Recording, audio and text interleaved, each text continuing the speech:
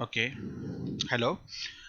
हम जो बात कर रहे थे फंक्शन की बात कर रहे थे, function with no argument no return, function with argument but no return. Okay, third category में हम जाएंगे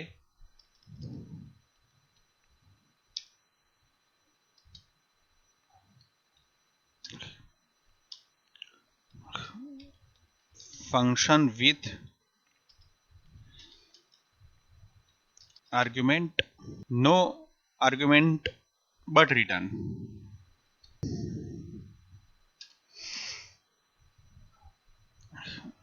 ओके, अब इसी कैटेगरी को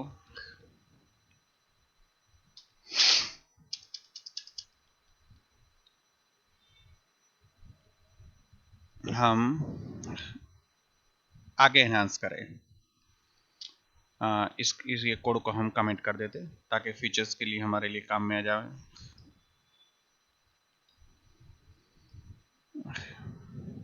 ओके, अब आर्ग्यूमेंट नो आर्ग्यूमेंट या नो लिख देते हैं, बट रिटर्न वैल्यू। अब तो मैं इसको क्या करूंगा, रिटर्न वैल्यू होती तो यहाँ इंटीजर लिख दूंगा, या आर्ग्यूमेंट नहीं है तो यहाँ क्या लिख दूंगा, मैं वॉइड लिख दूंगा। तो प्रोटोटाइप में भी सेम ऐसा चेंजिंग करना पड़ेगा मुझे। प्रोटोटाइप में अगर आर्ग्यूमेंट नहीं है तो मैं क्या लिख दूंगा, यहाँ वॉइड, और आर्ग्यूमेंट रिटर्न टाइप है तो यहाँ क्या लिख दिया मैंने, इंटीजर लिख दिया। कई लोगों को ये कंफ्यूजन होता है कि ऊपर क्यों ऐसा लिखने में आया, इसका पीछे का रीजन ये है। अब चलो, ये रिटर्न करता है तो रिटर्न कैसे करता है। रिटर्न के लिए कंपलसरी हमको एक स्टेटमेंट है रिटर्न, इसका यूज करना होता है। मैंने यहां से रिटर्न कर रहा है कंसेप्ट, कितनी वैल्यू 20, और हम इसके बाद में ये दे रहे हैं एक वेरिएबल डिफाइन कर लो, उसके बाद में वो के नाम का वेरिएबल है। तो K equal to multiplications print F K equal to D, और ये हमने के को डिफाइन कर दिया। ठीक है, अब ये वैल्यू डिफाइन की तो कौन कौन सा फंक्शन कॉल हो रहा है भाई, मल्टीप्लीकेशन। तो लेकिन रिलेटिव रिटर्न के लिए कंपलसरी आपको रिटर्न स्टेटमेंट का इस्तेमाल करना है। तो अब ये क्या करोगे, देखो आपका एक वेरिएबल के था, ये नया वेरिएबल लिया, और इसके बाद मल्टीप्लीकेशन फंक्शन की वैल्यू नहीं है तो यहाँ हम क्या कह देंगे भाई, वॉइड लिख देंगे। तो इसके बाद में हम ये एक्सप्रेशन सिंटेक्स मल्टीप्लीकेशंस में वॉइड, तो हाँ कुछ नहीं है तो हम नहीं लिखेंगे, यहाँ फंक्शन कॉलिंग में नहीं लिखा जाता। ऐड तो फंक्शन कॉल हो गया, फिर इसके बाद मल्टीप्लीकेशन फंक्शन हमारा कॉल होता है। तो के इक्वल टू मल्टीप्लीकेशंस, तो मल्टीप्लीकेशंस वॉइड हो गया और ये 20 हो गया, और ये के हो गया। तो के में कितना कलेक्शन हो गया, 20। ओके, तो ये हमारा 20 जो है वो हमारा क्या हो गया, फंक्शन कॉल हो गया, और हमारा रिटर्न। तो रिटर्न कहां से करा हमने, वैल्यू 20 तो पास नहीं की थी, लेकिन वैल्यू 20 हमारी कहां सा थी, इसके अंदर में थी। तो उसके अंदर में थी तो वो रिटर्न करी तो ये हमारी उसके अंदर में वैल्यू 20 को मिल गई। तो ये कैटेगरी क्या हो गई, फंक्शन जो रिटर्न वैल्यू थी 20 वो वेरिएबल किस में कलेक्ट होगी, के में कलेक्ट होगी। तो के की वैल्यू कितनी हो गई, 20। तो आउटपुट कितना है हमारा, यहां से 20। तो ये हमारी कैटेगरी कौन सी होगी भाई, no argument but return a value. ये हमारा फंक्शन की ये वाली कैटेगरी हो गई। ठीक है, तो इसके अंदर में सारे के सारे, अब ये दो कैटेगरी और बाकी रहती है इसके अंदर। नेक्स्ट कैटेगरी हम उसका एग्जांपल लेंगे, इसको भी हम कमेंट में रख दे ताकि फीचर्स के लिए हमको हेल्पफुल और काम में आ जाए। अब ये नेक्स्ट कैटेगरी को हम यहाँ अगर डिफाइन कर दे तो ये है argument but argument no argument, argument तो आगे, हाँ argument and also return value. ये कैटेगरी आर्ग्यूमेंट भी है और रिटर्न वैल्यू भी हम क्या कर रहे हैं भाई, पास कर रहे हैं, है ना। उसको वहां पे लिखना हो तो वहां पे लिख दे एक बार, तो आपके सामने थोड़ा ज्यादा क्लैरिफाई हो जाएगा वाइट स्क्रीन में। तो function with argument and also या विथ रिटर्न। तो ये फोर्थ नंबर की पोजीशंस है, उसके अंदर में ये वाली कैटेगरी को हम इन्वॉल्व करेंगे। तो किस तरीके से देखो ये, तो देखो भाई आर्ग्यूमेंट में भी पैरामीटर पास हो रहा है, ठीक है।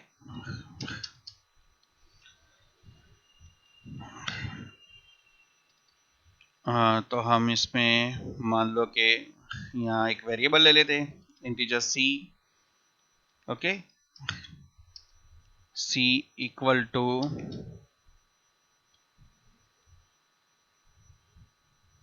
सी की वैल्यू डाल दो 10। चलो अभी नहीं डालनी, थोड़ा आसान से तरीके से करते,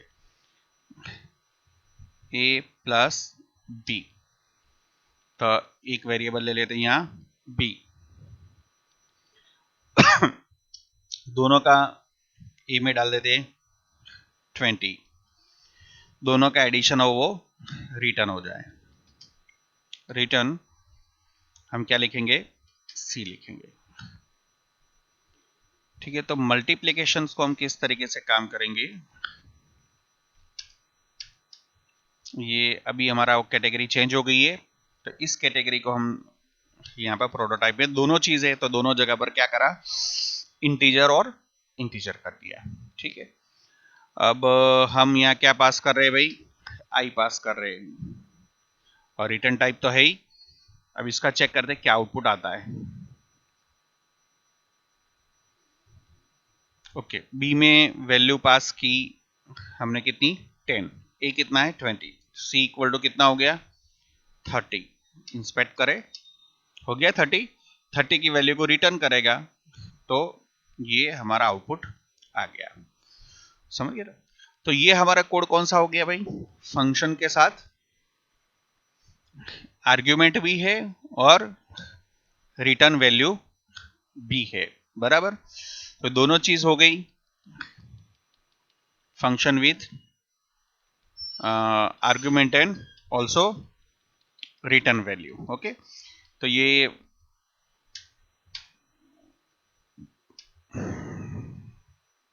मामला हो गया फंक्शन के साथ में। अब देखो इसके अंदर में एक और चीज है, उसके अंदर में ये है कि हम फंक्शन, अब फंक्शन का यूज स्विच केस के साथ में कर सकते हैं हम। वो कैसे, जैसे मैंने आप लोगों को लास्ट टाइम में सारे प्रोग्राम जो चलाए थे, जैसे अरे का और स्विच केस के साथ में मैंने काम दिया था आपको, अरे के ऑपरेशंस के बारे में प्रोग्राम दिए थे मैंने, समझे। अब मैंने जैसे ये स्विच केस है, तो ये स्विच केस के अंदर में फंक्शन किस तरीके से इस्तेमाल होगा, मैं इस फाइल का नाम देता हूं function with switch dot C, okay.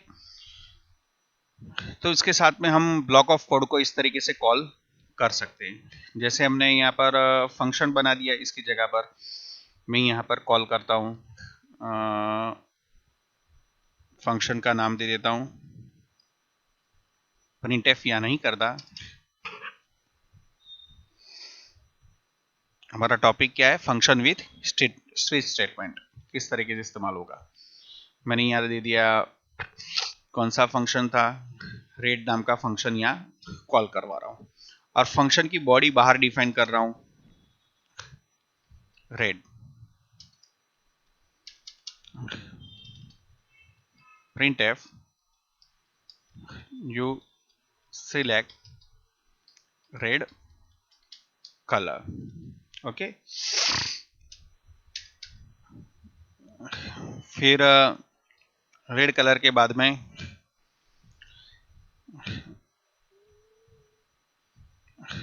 Sorry blue था, तो इसका नाम देते, चलो ब्लू दे देते, नया फंक्शन बना देते ब्लू, यहाँ हम कॉल कर देते रेड और यहाँ पर कॉल कर देते हैं हम पिंक, और यहाँ पर कॉल कर देते हैं येलो,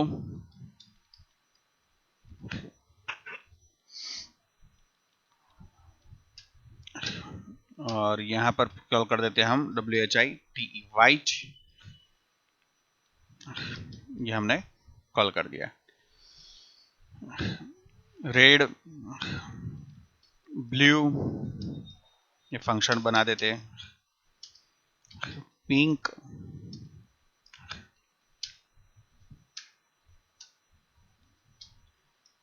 और वाइट।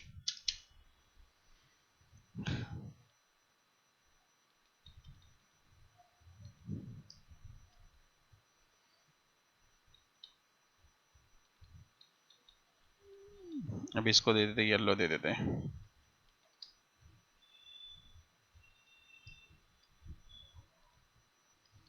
You select yellow. इसी तरीके से व्हाइट में चले जाते हम।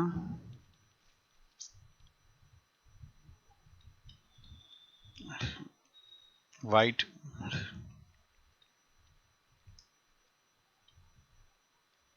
You select white. ब्लू,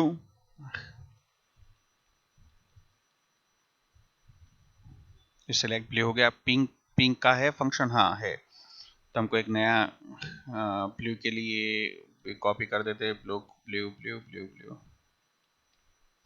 यहाँ से कट करके यहाँ ब्लू में डाल देते हैं इसको,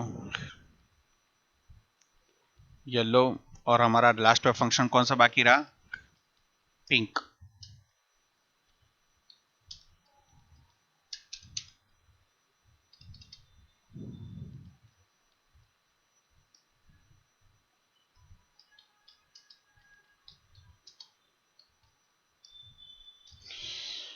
ये आपके 4 फंक्शन हो गए, ठीक है। रेड, येलो, पिंक, ये सारे के सारे आपके फंक्शन हो गए।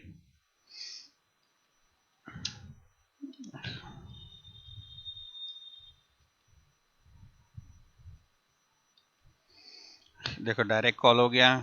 अब मान लो कि मैं कॉल करता हूँ थर्ड पिंक, तो मैं थर्ड स्टेज पे आ गया, पिंक में करा यू सिलेक्ट पिंक, और ये ब्रेक हो गया। हो गया। तो want to continue 1 clear screen. इसके बाद में तुम्हारा, अगर तुम सिलेक्ट कर रहे हो वाइट, तो 5 वाइट में वाइट हो गया, ठीक है। उसके बाद में 2, तो 2 लूप में से बाहर आ गए।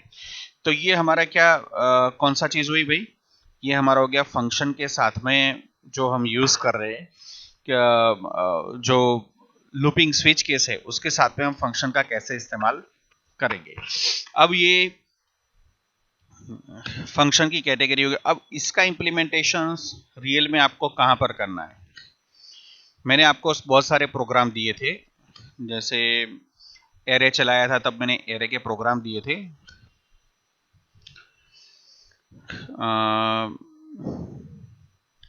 एरे का structures,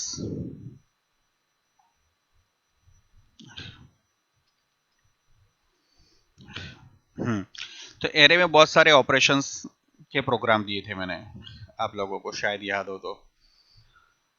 C program, count the vowels, नहीं ये सब, स्ट्रिंग्स, प्राइम नंबर, एरे, हाँ ये वाला अरे basic operation using the switch case. लेकिन आपको अकेले अगर आपने फिनिश कर दिया होगा स्विच केस विथ फंक्शन। अब इसमें एक एक्स्ट्रा ऐड कर देता हूं। अब जो भी आपको ऑपरेशन बनाना है वो ऑपरेशन आप स्विच केस के साथ में करेंगे अरे के। फिर आप क्या करोगे, उसमें जो भी ऑपरेशन बनाओगे एडिशन है, सब्सट्रैक्शन है, जो पहले आपने स्विच केस में डायरेक्टली अंदर ही कोड लिखा होगा। पहले आपने क्या किया होगा, ये डू स्विच केस में ही कोड लिखा, उसी कोड में आपको एडिटिंग, इसी में तुमने कोड लिखा कि इसके अंदर में सारा का सारा कोड, इसमें बहुत सारा कोड, इसमें बहुत नहीं, अब इसको डिवाइड कर देना है।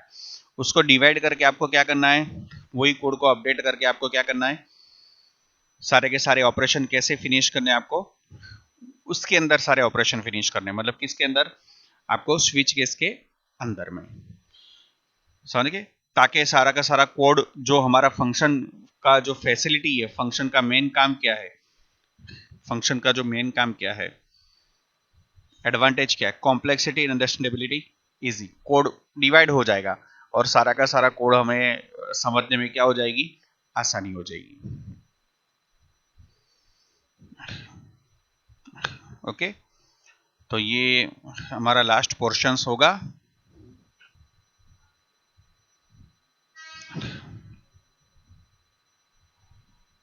ओके, तो अरे के जो भी ऑपरेशंस हो वो आप इसी तरीके से, जिस तरीके से आपने रेड कलर करा है, मल्टीप्लिकेशन का करा है काम, उसी तरीके से आप इसमें का क्या काम करोगे, आप सारे के सारे ऑपरेशन को परफॉर्म करोगे आप। Okay, I think so functions के लिए इट्स इनफ हो जाएगा, और ये कई बार इंटरव्यू में बेसिक के लिए पूछेगा, और प्रोग्रामिंग पॉइंट ऑफ व्यू से आपके लिए बहुत ही ज़्यादा इंपॉर्टेंट है कि फंक्शन का किस तरीके से आप इस्तेमाल करते हो। ओके, नेक्स्ट एक टॉपिक्स मेरे वो सी में जो है वो बेसिक्स है, वो एक नया टॉपिक्स नेक्स्ट लेक्चर में हम लेंगे, वो पॉइंटर्स है। ठीक है, तो पॉइंटर का इस्तेमाल हम क्यों करेंगे वो आपका क्लैरिफिकेशन होना चाहिए। अब देखते हैं वीडियो कहाँ तक में फिनिश हुआ है, इसके 2 मिनट्स रिमेनिंग है। तो एक पॉइंटर का है, फिर हमने जो कंप्लीट किया है, फंक्शन कंप्लीट कर दिया है, अरे कंप्लीट कर दिया है, स्ट्रिंग कंप्लीट कर दिया। अभी ये हर एक लड़कों को थोड़ा इनकन्वीनियंट भी लगता है टॉपिक्स, लेकिन हम ये टॉपिक्स को फिनिश करेंगे और इसी टॉपिक के अंदर में आगे सी का एक हम पोर्शंस स्टार्ट कर देंगे। ठीक है, तो ये एक लेक्चर हम स्टार्ट कर रहे हैं अभी पॉइंटर्स का। अभी नेक्स्ट लेक्चर में किस तरीके से इसका यूटिलाइजेशन है उसके 1-2 प्रोग्राम हम देखेंगे। ओके, तब तक ये थैंक यू, नेक्स्ट वीडियो में हम प्रोसीड करते हैं। ठीक है।